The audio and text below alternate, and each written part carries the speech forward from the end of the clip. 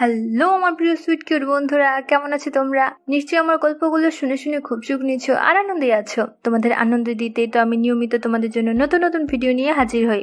তো তোমরা যারা এখনো আমার চ্যানেলটি সাবস্ক্রাইব করোনি তারা প্লিজ আমার চ্যানেলটি সাবস্ক্রাইব করে দাও। তো বন্ধুরা দেরি করো না, জলদি জলদি ভিডিওতে একটি লাইক দিয়ে চ্যানেলটি সাবস্ক্রাইব করে দাও। আমাদের সাথেই পড়তো মুকুল দেব, বয়স 20, ইঞ্জিনিয়ারিং পড়ছে, বেশ লম্বা আর শক্তপোক্ত শরীর। মুকুল তার মাকে নিয়ে কলকাতায় একটা ছোট্ট দোতলা বাড়িতে থাকে। এবার সে মুকুলের মার কথায়। মুকুলের মার নাম স্বস্তিকা দেবী, বয়স 42, উজ্জ্বল শ্যামলা দেখতে, বেশ মোটা সোটা, বুঝতেই পারছো কেমন দেখতে হবে।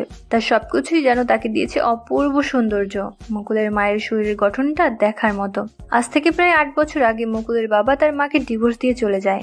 মুকুলের মা তার বাবা মার একমাত্র সন্তান। মুকুলের দাদু মরার আগে তার মায়ের নামে সম্পত্তি লিখে দেওয়ায় টাকা পয়সা নিয়ে তেমন কোনো চিন্তা করতে হয়নি। মুকুলদের বাড়ির কিছু দূরেই আরেকটা বাড়ি আছে, সেখানে একজন মহিলা তার ছেলেকে নিয়ে থাকে। মহিলাটির নাম মালতী বোস, ডাকনাম মলি। মলি মাসিরা মুকুলদের এলাকায় থাকছে আজ প্রায় 15 বছর। বছর 5 আগে ওনার স্বামী ট্রেন দুর্ঘটনায় মারা যান।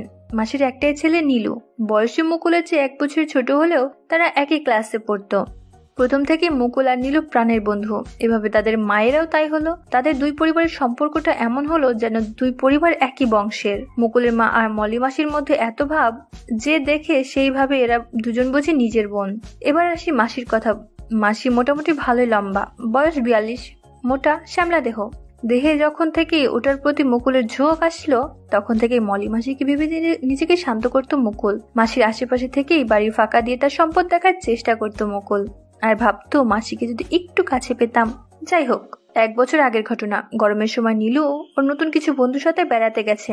সেখান থেকে ওর যাবে ওর দাদুর বাড়ি, তারপর ওর ছোট মাসির বাড়ি। মানে সে এক লম্বা ট্যুর। অনেকদিন পর বাড়িতে আসবে। একদিন রবিবার দুপুরে মুকুলের মা স্নান করতে কলতলায় গেছে।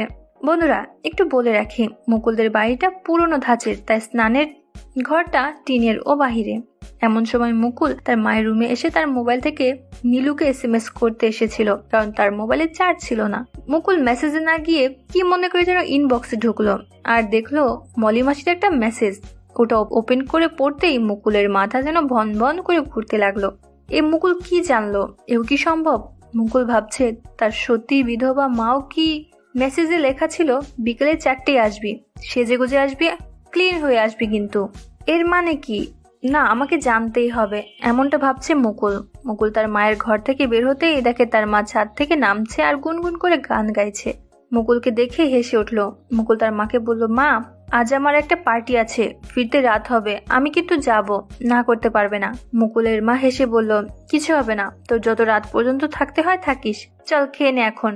খাবার পর মুকুল তার নিজের ঘরে চলে আসে। একটু পর ওয়াশরুমে যাবে, কিন্তু যেই তার মার ঘর পার হবে অমনি মুকুল শুনতে পেল তার মা মাসির সাথে ফোনে কথা বলছে। মুকুল দরজার পাশে দাঁড়িয়ে সব শুনলো। তার মা মাসিকে বলছে, হ্যাঁ রে, কয়টা আনবো? 6টা আছে। তোর কাছে নেই কেন?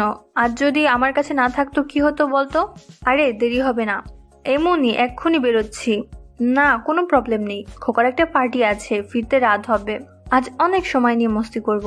এখন রাখি, আমাকে তৈরি হতে হবে, বাই। মুকুলের মা ফোন রেখে দিল। মুকুল তার ঘরে এসে তৈরি হয়ে তার মাকে বাই বলে বেরিয়ে গেল। মুকুল এখন যাচ্ছে নীলুদের বাড়িতে।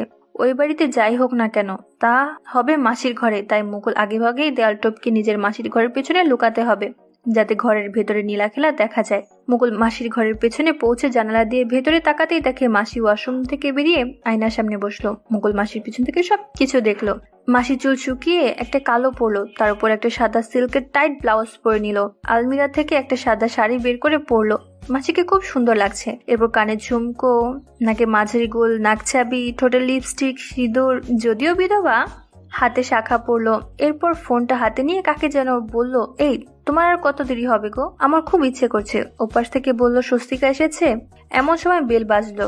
ওই তো এলো বলে, তাড়াতাড়ি আসো। মাসি ফোন রেখে দরজা খুলতে গেল এবং ফিরে এলো মুকুলের মাকে সঙ্গে নিয়ে। দুজনেই হাসতে হাসতে ঘরে ঢুকলো। মুকুলের মাকে দেখতে কেমন যেন লাগছিল তা তোমাদের বলে বোঝাতে পারবো না। মুকুল নিজের মাকে এমন সাজে দেখে তার বেশ উত্তেজনা হচ্ছিল। মুকুল যতবার মাসির দিকে মনোযোগ দেওয়ার চেষ্টা করলো ততই তার মার দিকে দৃষ্টি চলে যাচ্ছিল। আর যাবেই বা না কেন, এমন প্রদর্শন করলে চোখ তো যাবেই। মুকুলের মা খুবই স্বচ্ছ কাঁচা হলুদ শাড়ি পরেছে, তার যা সবকিছু স্পষ্টভাবে তুলে ধরেছে। মুকুলের মার ঠোঁটে গাঢ় লাল লিপস্টিক, মাথায় সিঁদুর, হাতে বালা, তার মা মাসির এই রূপ মুকুলকে বাধ্য করলো নিজেকে শান্ত করতে। এবার মুকুলের মা আর মাসি যা বলা বলি করছিল, মাসি মুকুলের মাকে বলছে, হ্যাঁ রে, আজকে যা লাগছে তোকে পুরো পাকা টমেটো। মুকুলের মা বলছে, হয়েছে, আর তেল মারতে হবে না। তা ও কোথায়? মাসি বলল, এসে পড়বে। কি রে, তোর ওই ড্রেসটা কোথায়? ওটা পরলে তোকে অনেক সুন্দরী লাগে। মুকুলের মা বলল, ওটা তোর ঘরে রেখে গিয়েছিলাম, আলমিরাতে দেখতো। মাসি আলমিরা থেকে মুকুলের মাকে সেটা দিল।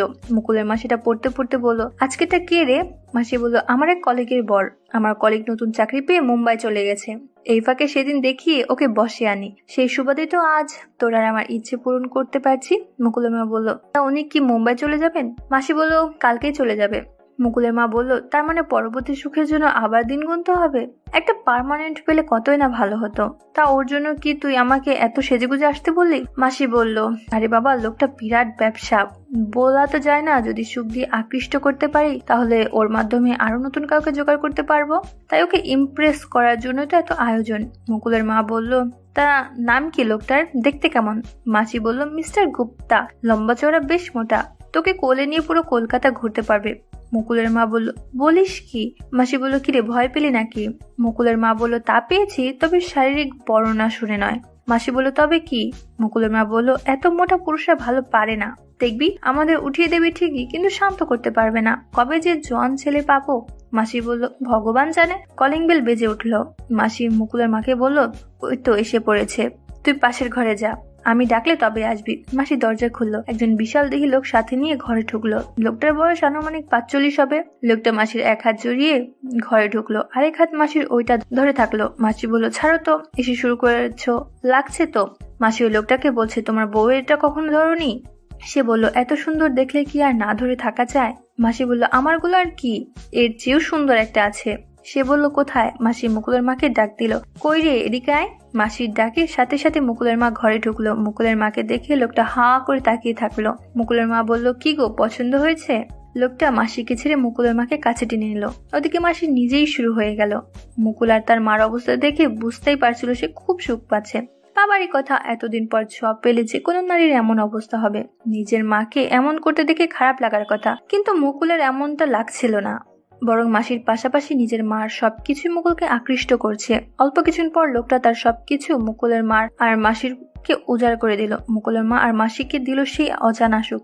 মুকুলের মা গুপ্তাকে আরেক রাউন্ডের কথা বলতেই গুপ্তা বলল, পারবে না। মুকুলের মা অবাক হয়ে গেল। গুপ্তা একটু লজ্জায় পেল। সেও মাসির হাতে একটা বক্স ধরিয়ে দিয়ে তাড়াতাড়ি বিদায় নিল। মুকুলের মা মাসিকে বলল, দেখলি, একবার খেলেই খালাস। মুকুলের মা বলল, আমার আবার ইচ্ছে করছে। মাসি বলল, আমারও। মুকুলের মা বলল, মাত্র 10 মিনিটেই, এতে আমাদের কি হয়? মাসি বলল, থাক, আফসোস করিস না, চল ফ্রেশ হই। মুকুলের মা আর মাসি দুজনে ফ্রেশ হয়ে ঘরে ঢুকে কথা বলতে লাগলো। তো বন্ধুরা, আজকের গল্পটি তোমাদের কেমন লাগলো ফেসবুকে মেসেজ করে আমাকে জানিয়ে দিও। আর আমার চ্যানেলের অন্যান্য গল্পগুলো শুনে এসো। আর অবশ্যই ভিডিওতে একটি লাইক দিয়ে চ্যানেলটি সাবস্ক্রাইব করে দিও প্লিজ। তোমরা সবাই অনেক অনেক ভালো থেকো আর নিয়মিত আমার গল্পগুলো শুনবে, কিন্তু আমি নিয়মিত তোমাদের জন্য মজার মজার গল্প নিয়ে আসবো। আর ফেসবুকে আমার সাথে আড্ডা দিতে জলদি ডিসক্রিপশনে লিংক থেকে ফেসবুকে আমাকে মেসেজ দাও। Bye bye.